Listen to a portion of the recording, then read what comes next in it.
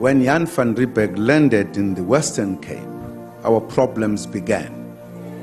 It's a historic fact.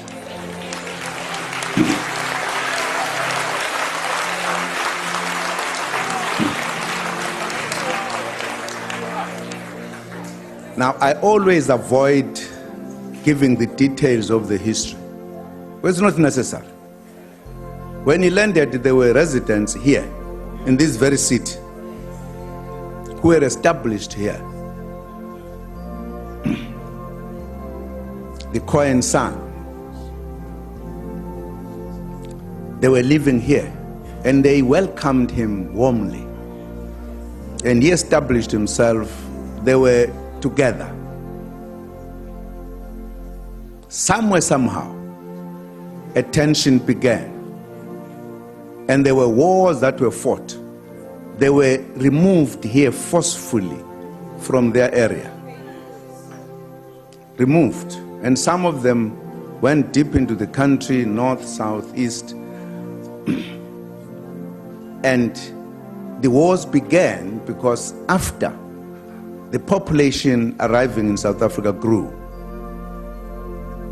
It is written down, it's not me concocting it.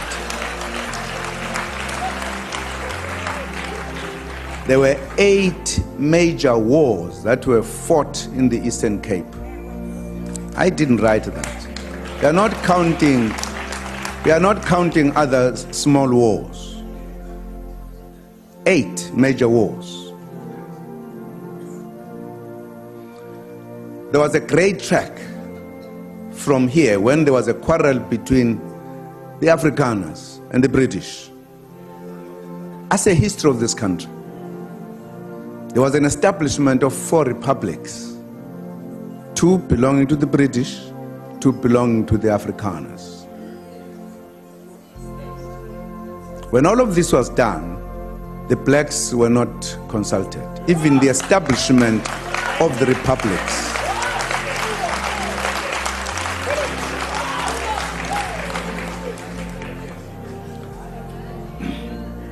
The clash between the Afrikaners and the British continued.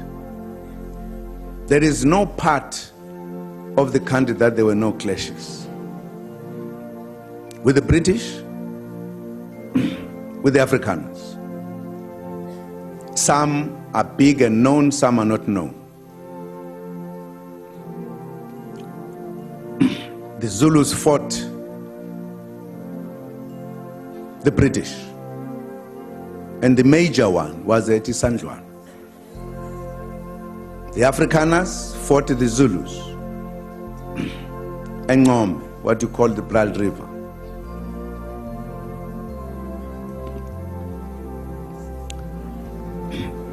And the British, the Afrikaners discovered, as they call it, the discovery, they actually came across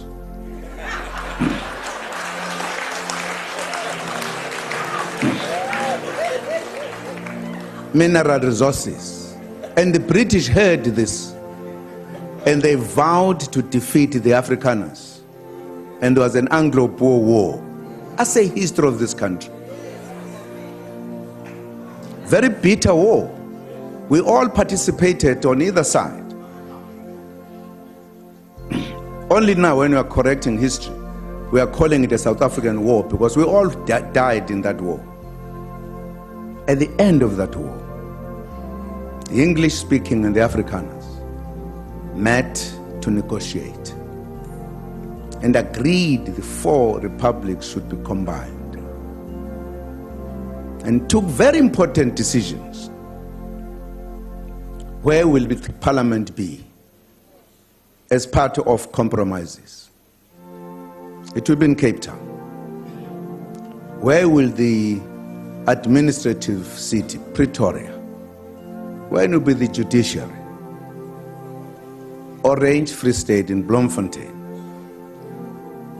And one of the decisions, when these 2 met, was that you will have, therefore, a union of South Africa, the government We should be elected at all times, but the black people would not participate in that process.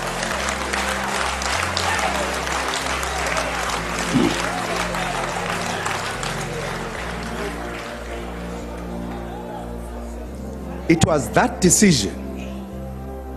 It was that decision that made the black people to make a call to meet in Mangaung in Bloemfontein to discuss what we called the national calamity, that the indigenous people are not to be part of governing this country.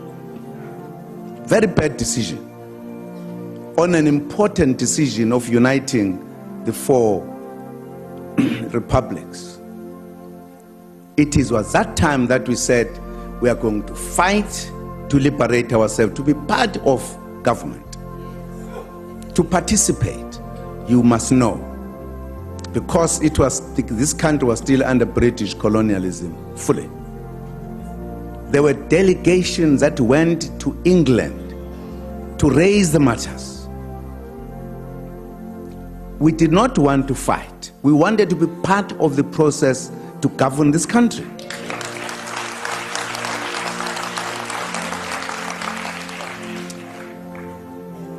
This now are the activities many years after the landing of Jan van Riebeeck, who opened the way for them to be here. They started fighting here, Eastern Cape, Free State, everywhere. There were wars.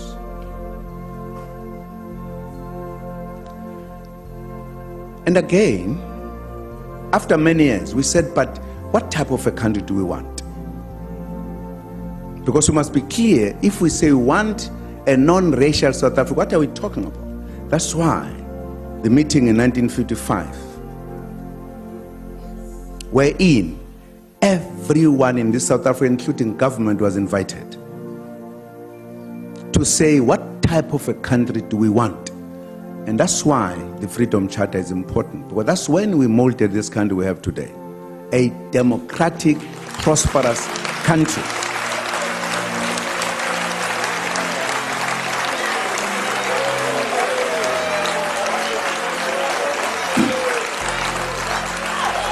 Important in that gathering is a preamble of the Freedom Charter. That is the basic policy of the ruling party, where we said, we the people of South Africa declare for all to know that South Africa belongs to all who live in it, black and white.